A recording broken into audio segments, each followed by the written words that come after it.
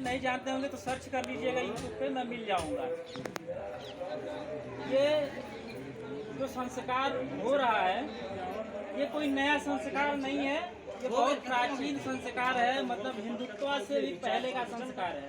नहीं, बुद्ध जो है पूरे पृथ्वी पर पहले ऐसे समाज सेवी और एक ऐसे धर्म का निर्माण करने वाले हैं कि उनसे पहले किसी का कोई अस्तित्व नहीं है, चाहे वो भाषा के हिसाब से हो या फिर जो है लिटरेचर के हिसाब से हो, लिटरेचर मतलब जो किताबें हैं उसके हिसाब से हो, या इंस्क्रिप्शन मतलब जो पत्थरों पर लिखावट है, क्योंकि बुद्ध जहाँ भी खुदाई होती है तो बुद्ध ही मिलते हैं और कोई मिलता नहीं है। और बाकी लोग जो उन्हीं के जो अलग अलग स्वरूप हैं, 8 हाथ, जैसे उनका अष्टांगिक मार्ग है, उनका 8 हाथ का कहीं प्रतीक था, उसको बाद में जा कर के कहीं कोई लोग दुर्गा बना देते हैं, कहीं विष्णु बना देते हैं, कहीं कुछ और कर देते हैं। वो तो बहुत सारा घालमेल हुआ है। लेकिन जो भी कार्यक्रम हो पा रहा है, या कुछ लोग जो भारत के मूल निवासी नागवंशी बुद्धिस्ट हैं, क्योंकि ये वही लोग करते हैं जो भारत के मूल निवासी नागवंशी बुद्धिस्ट हैं, वही कर सकते हैं, बाकी लोग नहीं कर सकते हैं, क्योंकि बुद्ध ईश्वर के विरोध में खड़े हैं और ईश्वर को मानने वाले कभी इसको नहीं कर सकते हैं। तो मैं आशा करता हूं कि हमारे मामा जी के वहाँ से इस तरह का कुछ कार्यक्रम शुरू हुआ है, तो जितना भी कर पाए हैं, पहले वो इसके लिए बड़े बड़े साधुवाद के योग्य हैं। और कुछ बातें मैं और बताना चाहता हूँ कि भारत जो है 2 संस्कृतियों से मिलकर के बना है, एक बुद्धिज्म की संस्कृति है, एक हिंदुइज्म की संस्कृति है। तो जहाँ हिंदुइज्म है, जहाँ ईश्वर है, और उसके बाद उसका एक बहुत बड़ा माया जाल है जिसमें आज हमारे बहुजन समाज के लोग, खास करके SC ST OBC फंसे हुए हैं और उससे निकलना नहीं चाहते। उनको बहुत ज़्यादा डर है कि हमारे पड़ोस वाले हमारे वहाँ खाएंगे नहीं, वो हमसे बात नहीं करेंगे, हमसे बिजनेस का रिश्ता तोड़ लेंगे। अगर इतना सब कुछ इस घर से हो पा रहा है, क्योंकि नाना जी भी तो उसी दुनिया में थे, तो अगर मामा जी इस स्तर पर कुछ कर पा रहे हैं तो ये बहुत बड़ी बात है और लोगों को भी सीखना चाहिए। और ये हमारी सम्यक संस्कृति है, ये कोई बनावटी संस्कृति नहीं है, हमारी दिखावे की संस्कृति नहीं है। ये हमारे पूर्वजों ने आज से 2-2.5 हजार वर्ष पहले इसको जो इजाद किया था, उसी को मानते आ रहे थे। बीच में जब बुद्धिज्म का विनाश होता है, विनाश होने के बाद सबको जो है हिंदुत्व बनाने का प्रयास किया जाता है। अगर विश्वास ना हो तो आप कभी अपने सर्टिफिकेट में बुद्धिस्ट नहीं लिख सकते, वो पहले ही आपको हिंदू घोषित कर देते हैं कि आप हिंदू हैं। बहुत सारी बातें हैं, आप लोग अगर इसके बारे में बहुत ज़्यादा पढ़ेंगे तो बहुत ज़्यादा जानकारी होगी। जागरूकता बनाए रखिए, जो अपनी चीज़ें हैं, जो अपनी विरासत है, उस पर अमल करिए और उसके हिसाब से ही अपना सारा काम करिए। बुद्ध ने हमको वो सब कुछ दिया है जो कि और कोई नहीं दे सकता। बुद्ध ने हमें ध्यान, ज्ञान और विज्ञान दिया है। जिसको भी भूत पिशाच से डर लगता है वो मेडिटेशन का कोर्स करे। कोर्स करने के बाद उसको किसी को भी कोई भी भूत पिशाच की और डर नहीं रहेगा, और जो है वो एकदम नॉर्मल ज़िंदगी जिएगा। ये मेरा रिसर्च है और ये इसको मेरे साथ भी ऐसा हुआ था, मेरे साथ गुजरा था, तो मैंने भी मेडिटेशन किया, तो उसके बाद से मैं इस चीज़ को बोल पा रहा हूँ। मतलब ये हो गया ध्यान का, ज्ञान का। मतलब बुद्धिज्म जो है वो ज्ञान का प्रतीक है कि एक आदमी कैसे पैदा होते ही छोटा हो सकता है और एक आदमी कैसे पैदा होते ही बड़ा हो सकता है।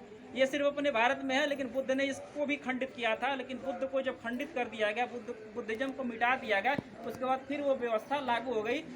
डॉक्टर बाबा साहब अम्बेडकर ने फिर से बुद्धिज्म को पुनर्जीवित किया।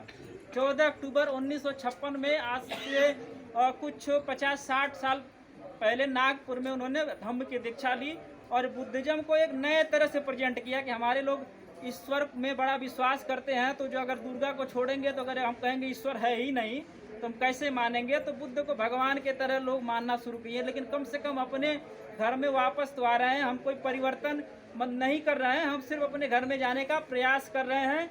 और इसके साथ बहुत सारी चीज़ें हैं, क्योंकि बहुत सारी चीज़ें बोल करके नहीं बताई जाती, उसको आपको सीखना पड़ेगा। तो ध्यान, ज्ञान और विज्ञान दिया है।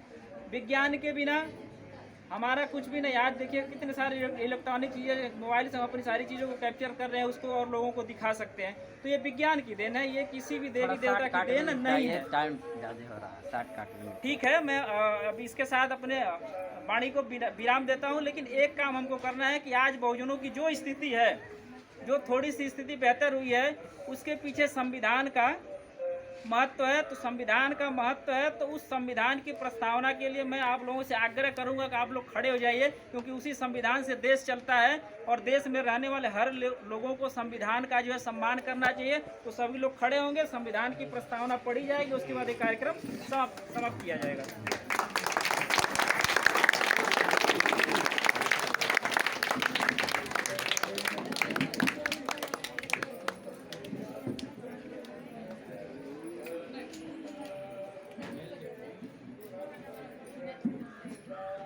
सभी लोग दाएं हाथ को आगे करेंगे और जो बोला जाएगा थोड़ा सा मेहनत करके बोलेंगे, बाद में थोड़ा सा खाना ज़्यादा खा लीजिएगा, वो एनर्जी फिर से वापस आ जाएगी।